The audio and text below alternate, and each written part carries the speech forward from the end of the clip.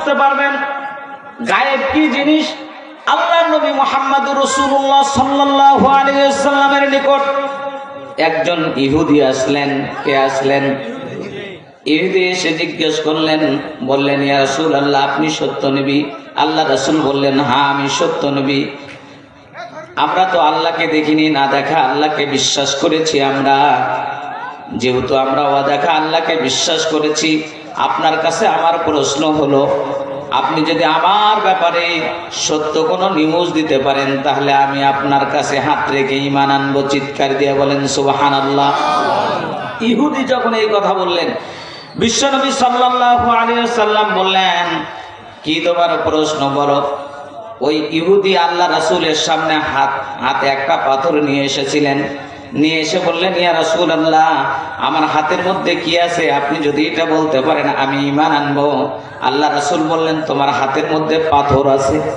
কি আছে? পাথর। আল্লাহ রাসূল কিন্তু দেখেন নাই, না দেখে কি করছেন? বলছেন। যখন বলছেন তোমার হাতে পাথর আছে, তখন ইহুদি বলল যে, ইয়া রাসূলুল্লাহ, আসলে আপনি সত্য নবী না মিথ্যা নবী এটা যাচাই করার জন্য আমি এটা নিয়ে এসেছিলাম। আমার যাচাই হয়ে গেছে, কিন্তু আমি তো ইসলাম গ্রহণ করব না। কি গ্রহণ করব না? ঠিক কিছুদিন পর গায়েবে কেন বিশ্বাস আনতে হবে, এবং নবী রাসূলেরাও গায়েব জানতেন না। নবী রাসূলেরা কি জানতেন না? কিন্তু নবী রাসূলদেরকে গায়েব জানায়া দিতেন কে? আল্লাহ। ঠিক কিছুদিন পর এই ইহুদি আবার আল্লাহ রাসূলের কাছে এসে বললেন, ইয়া রাসূলুল্লাহ, সেদিন আপনি সত্য নবী, আপনাকে আমি টেস্ট করে গিয়েছি, পরীক্ষা করে গিয়েছি। আজকে যদি আমার হাতের মধ্যে কি আছে এইটা যদি বলতে পারেন তাহলে সত্যি সত্যি আমি ঈমানওয়ালা হয়ে যাব। চিৎকার দেয়া বলেন সুবহানাল্লাহ। বিশ্বনবী সাল্লাল্লাহু আলাইহি ওয়াসাল্লাম কিছুক্ষণ চুপ থাকলেন। পাশেই বসা ওমর। পাশেই বসা কে? আগে ওমর, ইসলামের কততম খলিফা? ঠিক আছে ভাই, ইসলামের কততম খলিফা? ওমর দ্বিতীয়। একটু জবাব দেন না ভাই। এই ইসলাম সম্পর্কে আজকে অজানা থাকার কারণে আমরা খুব কষ্টে আছি। ওমর পাশে বসা সাহাবীকে ডাক দিয়ে, ওমর রাদিয়াল্লাহু তাআলা আনহু আল্লাহ রাসূলকে ডাক দিয়ে বললেন, ইয়া রাসূলুল্লাহ, ইয়া হাবিবাল্লাহ, আপনি আমারে অনুমতি যদি দেন আমি ইহুদির কল্লাটা আলাদা করে দেই। আগামী দিনের মতো আজকেও আপনার সঙ্গে প্রতারণা করার জন্য এসেছে। কি করার জন্য? প্রতারণা করার জন্য এসেছে। বিশ্বনবী বললেন, ওমর তুমি শান্ত হও, একটু চুপ থাকো। আল্লাহর নবী জনাবে মুহাম্মদুর রাসূলুল্লাহ সাল্লাল্লাহু আলাইহি ওয়াসাল্লাম, নাম শুনলে কি বলবেন ভাই? সাল্লাল্লাহু আলাইহি ওয়াসাল্লাম। আল্লাহ রাসূল ডাক দিয়ে বললেন, ওমর শান্ত হও। ইহুদিকে বললেন, ঠিক আছে তুমি বলো, আমি তোমার প্রশ্নের উত্তর দেব।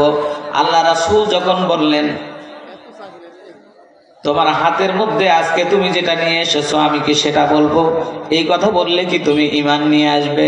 কিন্তু ইহুদির মনের মধ্যে ছিল কপটতা। মনের মধ্যে ছিল কি? কপটতা। ইহুদি ঈমান নেওয়ার জন্য আসে নাই, আল্লাহ রাসূলকে ধোঁকা দেওয়ার জন্য এসেছেন। সম্মানিত ভাইরা আমার, আল্লাহ রাসূল যখন বলে দিলেন, ও ইহুদি, তোমার হাতের মধ্যে একটা গম আছে। কি আছে? সুবহানাল্লাহ বলবেন না? গম আছে। কিন্তু সত্যি সত্যি ইহুদির হাতের মধ্যে ছিল কি? গম। ইহুদি তৎক্ষণাৎ বললেন, ইয়া রাসূলুল্লাহ, ইয়া হাবিবাল্লাহ, আপনি সত্য কথা বলেছেন, আপনি সত্য নবী।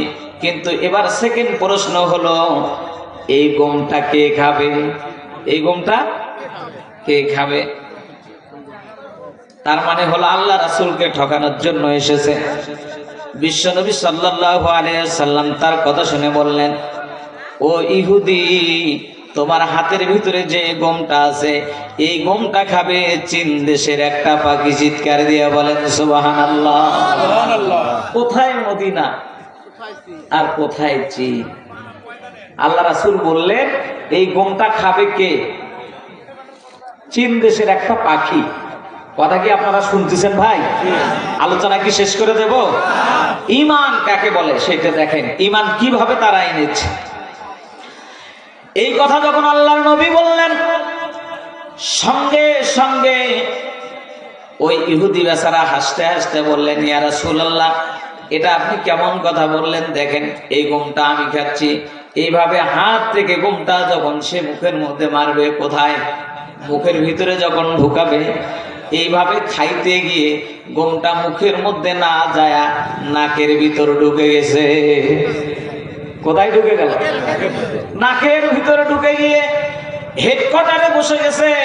এখন এই গমটা আর বাহিরেও আসে না, ভেতরেও যায় না, বাহিরেও আসে না, ভেতরেও যায় না।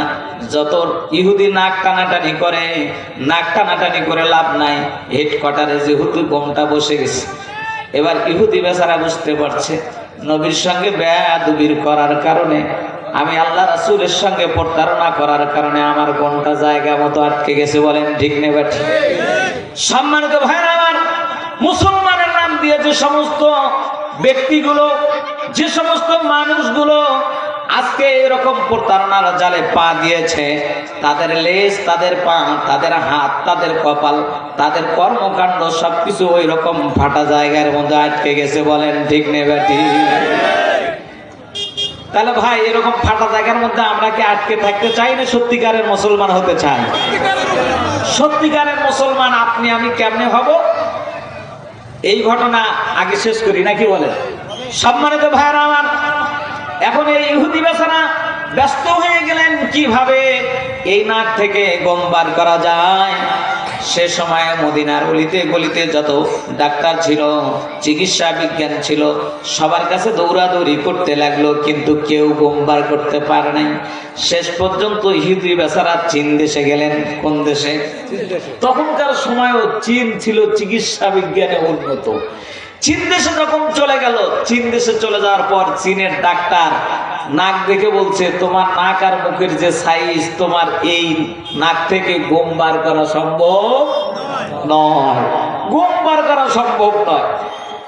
লোকটা, এই ইহুদি বেচারা বুঝতে পারলেন আল্লাহর নবীর সঙ্গে বেয়াদবি করার কারণে আজকে আমার এই অবস্থা।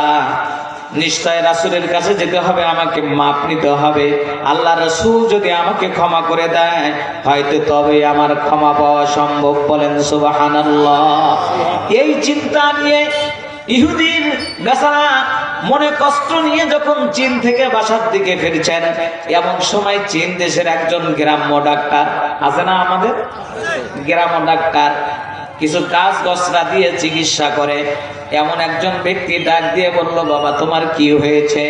লোকটা বলল, আমার এই নাকের সাইজ দেখেও কি আপনি বুঝতে পারছেন না? আমি আল্লাহ রাসূলের সঙ্গে বেয়াদবি করেছি, বেয়াদবি করার কারণে আমি এই গম নাকের ভিতরে চলে যা, আজকে আমার এই অবস্থা হয়েছে। এই কথা শোনার পর গ্রাম্য ডাক্তার বললেন, এটা তো মামুলি ব্যাপার রে বা, তুই এখানে বস, আমার উঠানে তুই বস, আমি তোর জন্য এক গ্লাস আমি ওষুধের ব্যবস্থা করে নিয়ে আসছি। কিসের ব্যবস্থা? ওষুধের ব্যবস্থা করে নিয়ে আসছি। তিনি এইরকম এক গ্লাস শরবতের ব্যবস্থা, ওষুধের ব্যবস্থা যখন করে নিয়ে আসলেন, এমন সময় ইহুদিকে বললেন, বাবারে, যেহেতু তোর নাকের ভিতরে গম আটকে গেছে, তুই আমার এই ওষুধটা খা। ওষুধটা যখন ইহুদি খাইলেন, খাওয়ার কিছুক্ষণ পর যখন ওখানে বসে থাকতে এমন একটা হাসি আসলো, হ্যাকসো আসলো। হাসি আসার সঙ্গে সঙ্গে ওই ইহুদির নাক থেকে গমটা বের হয়ে অনেক দূরে যখন চলে গেল, চলে যাওয়ার পর গাছ থেকে একটা পাখি এসে টুক করে ওই গমটা খেয়ে নিল। চিৎকার দিয়ে বলেন সুবহানাল্লাহ। সম্মানিত ভাইরা আমার, ইহুদির গম যখন বের হয়ে গেল, মুখের থেকে অজান্তে বের হয়ে আসলো, আশহাদু আল্লা ইলাহা ইল্লাল্লাহু ওয়াহদাহু লা শারীকা লাহু ওয়া আশহাদু আন্না মুহাম্মাদান আবদুহু ওয়া রাসূলুহু। চিৎকার দিয়ে বলেন আল্লাহু আকবার। চীনের এই ডাক্তার শুনলেন, কি ব্যাপার, তুমি এই কালিমার দাওয়াত, কালিমার শাহাদাতের দাওয়াত তেমনে তুমি পাইলা?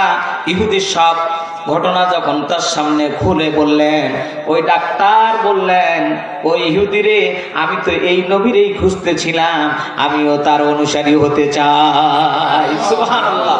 সম্মানিত ভাইরা আমার, যেখানে ওমর এই ব্যক্তিকে এক কোপ দিয়ে শেষ করে দিতে চাচ্ছিলেন, কিন্তু সেই ইহুদি ঈমানওয়ালা হইল কি হইল না? তার সাথে ডাক্তারও